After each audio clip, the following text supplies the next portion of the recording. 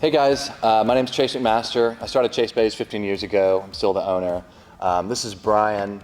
He comes from a high-level motorsports background. If you want to... Yeah, so Chase brought me over to help kind of work on all these vehicles and help, I guess, develop them a little bit into drift, road race, things like that. So my background is I was doing a lot of dyno tuning and development of cars. I raced in Sports Car Challenge in IMSA. I raced in World Challenge and the Aston Martin GT4s. I have a lot of experience with GT3 and GT4 Porsches.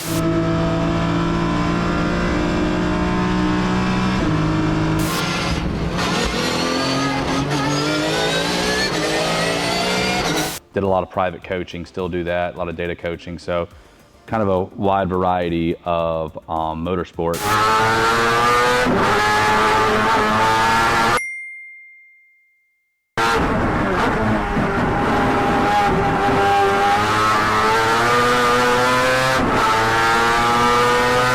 What I liked about Bryan is he's a good friend. He was the best man at my wedding, but you know, we do more grassroots stuff and occasional competitive stuff. I like that he worked in the highest form of motorsports as a driver, as a builder, and I wanted to integrate that into Chase Bays because before it was just me building the cars and we only turned out a car once every 4 years. I'm trying to turn out cars, I mean, once a quarter, and we'll get out of that, not only is it fun, but we make our products better, we prove that they work better, we can make fine-tune changes along the way. So it kind of just worked organically, and we're actually getting stuff done now. And I'm even inspired by seeing how much he's getting done, that I've got a side project car that I'm bringing back, the E36, which we can talk about later. But the point of this is to introduce the Chase Bays Mazda RX-7 FD3S. I got it in mid-2018.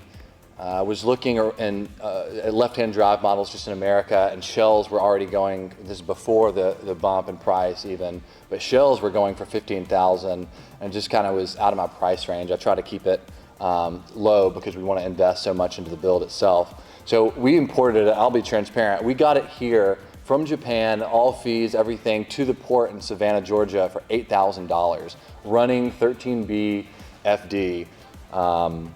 So there was a plethora of problems. Obviously the thing got dusted off and running, and there was exhaust leaks and all this stuff, and we had to modernize it, but I almost felt bad doing all this to a piece of history. But we stripped it down, painted it chalk gray. We've got a ton of cool plans for it. We're keeping rotary. I kind of just wanted to put a 1JZ in it and keep it simple, but my buddy Zach, who's Mazet Formula on YouTube,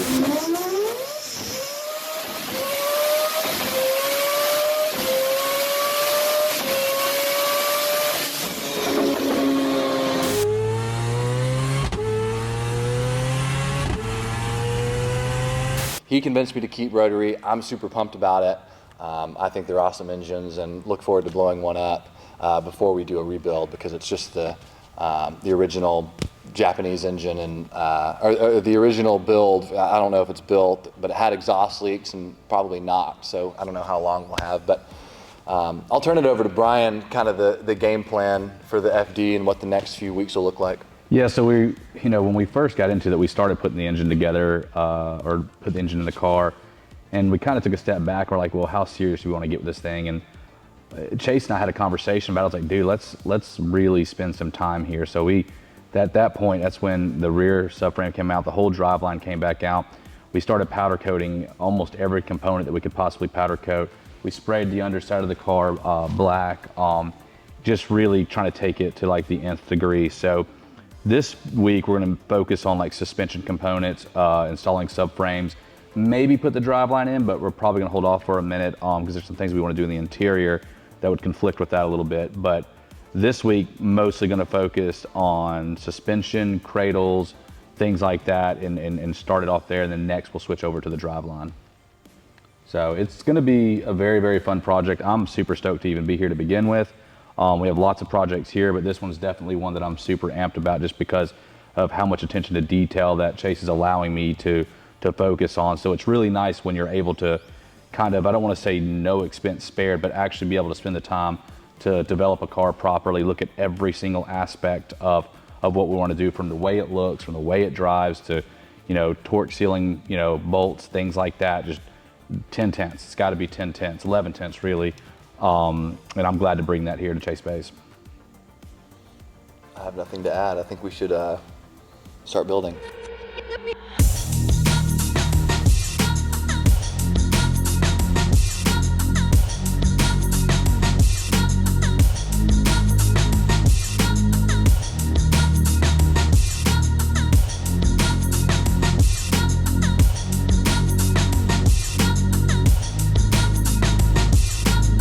What's up guys, it's Bryan back with the Chase Bays RX-7 build. We're getting ready to put the driveline back in the vehicle.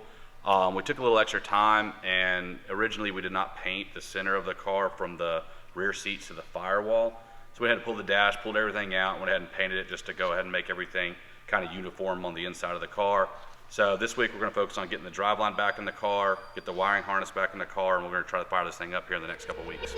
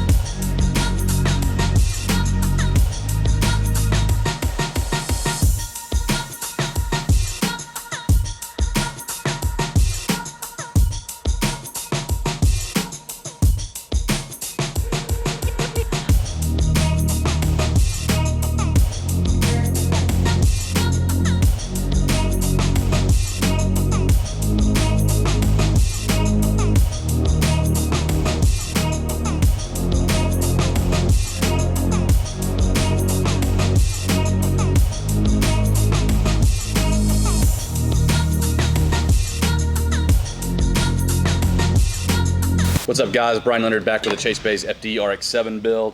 We're getting ready to ceramic coat all the control arm parts, spindles, everything like that.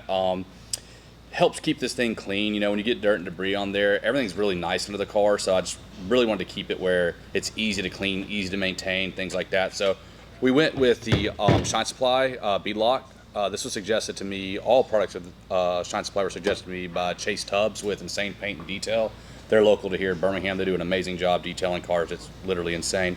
But anyways, gonna ceramic cut all these parts. It's gonna be easier to clean. It's gonna look really cool. So after we've been drifting all day and get mud and dirt and debris on there, hose it off real quick and it'll just look brand new again. So we spent a lot of time and effort on the car. So I want to put in like a little bit of extra effort to keep everything clean and nice and tidy.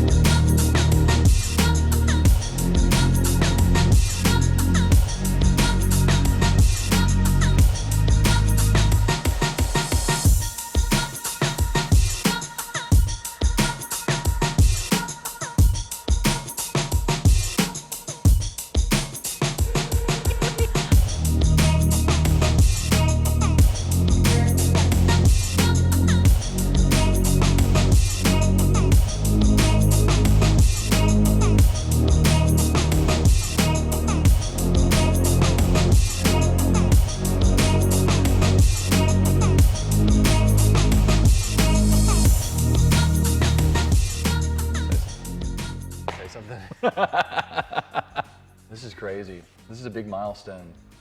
Yeah, it's really cool seeing the car like actually on the ground for the first time. It's, even though the alignment's just an eyeball alignment where we can push it back and forth pretty easily like we discussed earlier, it's still really cool just to see it on the ground for the first time. Yeah. It's crazy how much just getting together and planning everything and talking Yeah. about it helped. Because it was just kind of scattered. I mean, I was working on it as I got the time, and I would change my mind in, in a 4-week period, and then, not work on it for another 4 weeks and brought you on, and we started having official conversations going way down the road, and then look at what we've accomplished. Yeah, I mean, like, these things just take a lot of, like, finesse, right? So, like, when you have, like, a big structure and you have a game plan, and like we've talked about before, like, throttle body to exhaust tip, like, we talk about every single aspect of the car, what specifically the goal is for the car, and once you know what the end goal is for the car, you just fill in the blanks. But it just takes a lot of attention to detail, but when you got a good group of people together and we have consistent meetings and we really have, like, a vision for the vehicle, then this is what you get. Yeah. Man, I do wish the Vertex kit was on it. We didn't get it in time. Yeah, that would have been Perfect. That'd have made a huge difference. But I mean, it's still, holy moly. Yeah. Just looking at it, how it sits right now is like incredibly exciting. Yeah, I'm pumped. I mean, this is like the best part, because this is when all the fun can happen, because we get to fabricate all the intercooler pipes, the intake, the radiator hoses, hard brake lines that we're gonna do. I mean, everything else, it's just doing everything to the highest level makes everything so much fun. Well, yeah, it's hard because what happens is, like, the car ends up coming together very quickly. You spend weeks and weeks and weeks, if not months, like preparing and planning, and it looks like you're getting nowhere. And then in a matter of a week now, here we have a drive line in the car. We've got the car sitting on the ground, and like that sort of stuff is just like, it takes time. And now we really have like a good head of steam, so everything's just gonna start coming together really, really well, you know? It looks great. I'm pumped.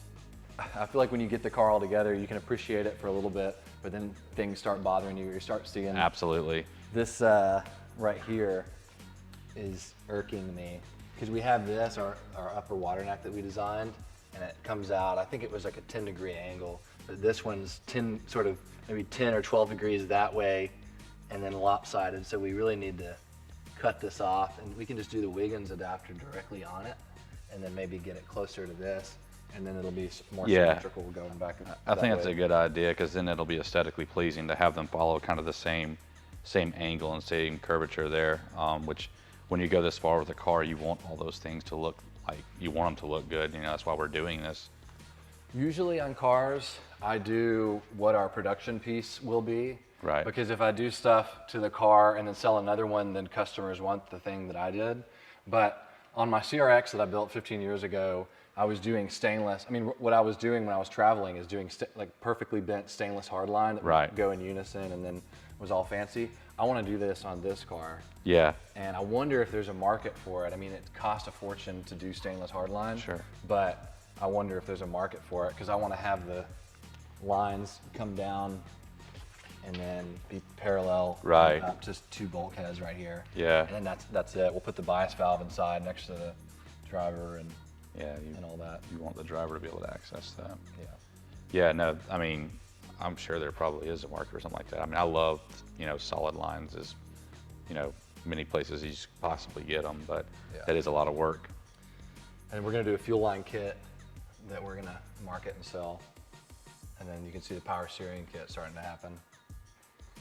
Yeah, we got the cooler down there installed, which is really, really cool. Yep, those are FD brackets.